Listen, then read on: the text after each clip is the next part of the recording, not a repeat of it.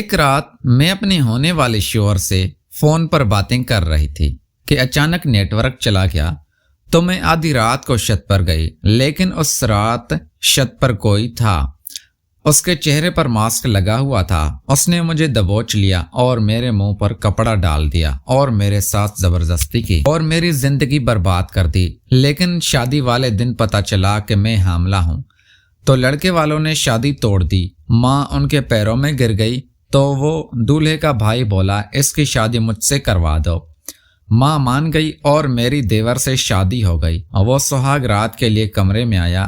جیسے ہی اس نے کپڑے اتارے میری تو جان نکلتی جا رہی تھی۔ وہ میرے لبوں کے جام کو پینے لگے۔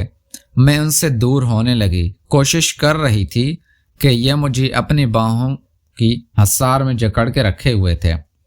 وہ بہت عجیب طرح سے میرے ساتھ سہاگ رات منانے لگے۔ وہ پورے جوش میں تھے اور زبردستی اپنا حق وصول کر رہے تھے، اور جیسے ہی انہوں نے کپڑے اتارے میرے ہوش اڑ گئے، کیونکہ اس کا گھوڑا۔ آج میری شادی ہوئی تھی اور میری سہاگ رات تھی۔ میں اپنے کمرے میں بیٹھی تھی پر میری آنکھوں میں آنسو تھے اور میرے حالات بہت برے تھے۔ میری آنکھوں پہ لگایا گیا کاجل پھیل چکا تھا اور میری لپسٹک بھی اپنی جگہ پر نہیں تھی۔ میرا شوہر ابھی تک کمرے میں نہیں آیا تھا۔ میرے حالات بہت عجیب سے تھے کیونکہ میں بہت بری طرح سے رو رہی تھی۔ میری شادی بڑے ہی عجیب و غریب حالات میں ہوئی تھی، پھر بھی دل کو تسلی دینے لگی کہ اب شادی ہوگی تو ہو گئی، زندگی تو گزارنا ہے، مرتا تو نہیں ہے۔ زندگی جیسے بھی ہو انسان کو جینے کا شوق رہتا ہی ہے، چاہے وہ اس دنیا کا سب سے بد قسمت انسان کیوں نہ ہو، لیکن پھر بھی کوئی مر نہیں چاہتا۔ میں بھی مرنا نہیں چاہتی تھی۔ تھوڑی دیر کے بعد میرا دولہا کمرے میں داخل ہوا۔ جب میں نے اس کو دیکھا تو میری آنکھوں سے آنسو نکلنے لگے، کیونکہ مجھے پتا تھا کہ میری زندگی بہت بری ہونے والی ہے۔ پر جیسے ہی اس نے میری طرف دیکھا اور اپنے آنکھیں اوپر کی تو میرے منہ سے چیخ نکل گئی، کیونکہ اس کے ہاتھ میں تو تیل کی۔ دوستو، کہانی سے فل مزہ لینے کے لیے ویڈیو کو آخر تک دیکھیے گا اور میرے ساتھ رہیے گا۔ میں سپنوں کے خیالوں اور عائشوں سے بھری ہوئی ایک نوجوان لڑکی تھی۔ میرا نام رمشا ہے۔ کچھ ہی دن میں میری شادی ہونے والی تھی۔ میرے سارے گھر والے مجھے کسی شہزادی کی طرح ٹریٹ کر رہے تھے۔ میں بہت زیادہ خوش تھی۔ میری شادی تو میرے پسند سے نہیں ہو رہی تھی، لیکن مجھے لڑکا پسند آ گیا تھا۔ کہا جاتا ہے پسند کی شادی نہیں ہو تو اس میں یہی ہوتا ہے کہ آپ کو لڑکے کی تصویر دکھائی جاتی ہے یا پھر اس سے ملوا دیا جاتا ہے۔ اگر آپ کو لڑکا پسند آ جائے تو آپ اس سے شادی کر لیں، تو اس کی کو ارینج میرج کی شادی کہتے ہیں۔ میرے تو گھر والوں کی پسند کی شادی ہو رہی تھی، محبت کی شادی نہیں۔ محبت کی شادی وہ ہوتی ہے جس میں دو لوگ ایک دوسرے سے محبت کرتے ہیں اور اس کے بعد شادی کرنے کا ارادہ کرتے ہیں۔ لیکن میں اپنے گھر والوں کو پسند کی شادی پر بھی خوش تھی، کیونکہ لڑکا مجھے پسند تھا۔ آج کل گھر میں بہت رونق لگی ہوئی تھی۔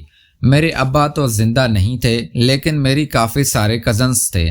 میری ماں نے ہی میرے لیے سب کچھ کیا تھا۔ 2 مہینے پہلے ہی میری کزن اب ڈھولک لے کر بیٹھ گئی تھی اور اسی طرح گھر میں کوئی نہ کوئی ہنگامہ ہوتا تھا، رونق لگی ہوئی ہوتی تھی۔ جب لڑکی کی شادی ہوتی ہے تو اس کو اس کی بات کی خوشی ہوتی ہے کہ مجھے نئے نئے کپڑے ملیں گے، میری ساری سہیلیاں مجھے کسی شہزادی کی طرح پیار کریں گی، مجھے اٹھ کے کوئی پانی بھی پینے نہیں دے گا۔ لیکن یہ نہیں پتا ہوتا ہے کہ آگے کیا ہونے والا ہے، پوری زندگی میں اس کے ساتھ کیا ہونا ہے۔ اور یقین مانیے کہ کسی کے ساتھ بھی ایسا نہیں ہوتا۔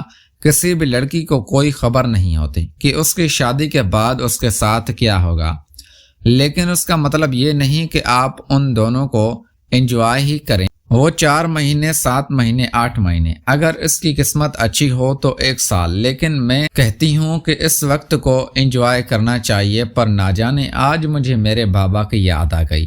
میری شادی میں صرف ابھی 1 ہی مہینہ ہی رہ گیا تھا۔ اگر وہ یہاں ہوتے تو وہ بہت خوش ہوتے۔ ان کی دعاؤں کی مجھے سخت ضرورت تھی۔ ان کے ساتھ میری بہت ہی خوبصورت اور اچھی یادیں تھیں۔ نیچے ابھی سے تیاریاں شروع ہو گئی تھی اور لائٹس وغیرہ بھی لگنے لگی تھی۔ میری ماں سب کچھ کر رہی تھی उन्होंने कहा कि वो मेरी बहुत अच्छी तरह शादी करवाएंगी ताकि मुझे हमेशा याद रहे। वैसे देखा जाए कि इन सारी सजावटों का लड़की की ज़िंदगी पर कोई असर तो नहीं पड़ता है, लेकिन फिर भी इंसान 2 पल की खुशी ही मना लेता है, क्योंकि खुशियाँ कोई आपको प्लेट में सजा कर नहीं देता, खुशियाँ तो चुरानी पड़ती हैं इस ज़माने में। इसीलिए शायद रस्म व रवाज को बनाया गया है। मैं छत पर खड़ी थी। छत पर बहुत खामोशी थी। सर्दियों का मौसम आने वाला था। ठंडी ठंडी हवा चल रही थी। मैं सोचने लगी कि मेरी शादी सर्दियों में हो रही है। यह बहुत अच्छी बात है।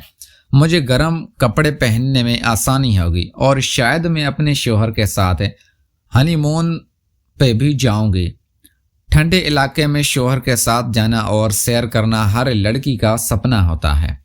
मेरे लिए भी ये मेरा ख्वाब था। खैर, मैंने अपने आप ठान लिया और आंखें बंद कर ली जब अचानक से किसी ने मेरे मुंह पर हाथ रख के मुझे खींच लिया। उसकी जकड़ बहुत मजबूत थी। वो मेरा कोई अपना नहीं था। उसने मेरे साथ बहुत बड़ा जुर्म कर दिया, मेरे साथ ज्यादती कर दी। मुझे याद है कि मैंने एक चिड़िया देखी थी। मुझे एक चिड़िया नजर आई थी, लेकिन रात के वक्त ये चिड़िया किसी बस मेरे आंखों के सामने कोई चिड़िया थी, काले रंग की, या शायद वो उस चिड़िया का निशान था। मुझे और कुछ भी याद नहीं था, क्योंकि जब मुझे नीचे उतारा गया मैं बेहोश हो चुकी थी। शायद सब लोग मुझे ढूंढ रहे थे, तलाश कर रहे थे, और 5-7 घंटे के बाद उनको मिली छत पर। बहुत अंधेरा था। घर को रोशनी से सजा दिया गया था। छत के ऊपर कोई लाइट नहीं लगाई गई थी।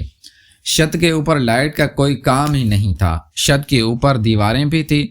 दीवार इतनी ऊंची बनी हुई थी कि अगर कोई बैठा भी हो तो नजर नहीं आता। इसीलिए घर वालों को मेरी तलाश करने में बहुत परेशानी हो रही थी, क्योंकि इस आदमी ने मेरे साथ जबरदस्ती करके मुझे कोने में लाश की तरह रख दिया था। कुछ लोग मुझे ढूंढते हुए छत पे भी आ गए थे, लेकिन मैंने उनको नजर नहीं आई। जब सुबह की रोशनी फैली तो मैं उनको नजर आई और मुझे हॉस्पिटल ले जाया गया। मेरी हालत बहुत बुरी थी।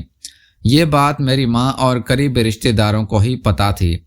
उनको ये नहीं पता था कि मेरे साथ क्या हुआ है। मैंने बताया भी नहीं। मैं डर गई थी। मैंने कहा कि मुझे चक्कर आ गया था और मैं बेहोश हो गई थी।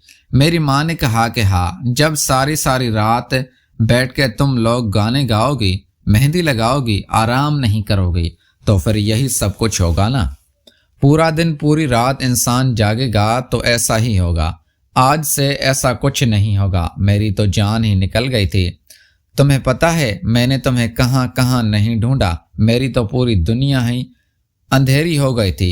मुझे लगा पता नहीं तुम कहाँ चली गई, कहीं तुम्हें कुछ हो तो नहीं गया। मैंने कहा, माँ, आपको परेशान होने की कोई ज़रूरत नहीं है, अब मैं बिल्कुल ठीक हूँ।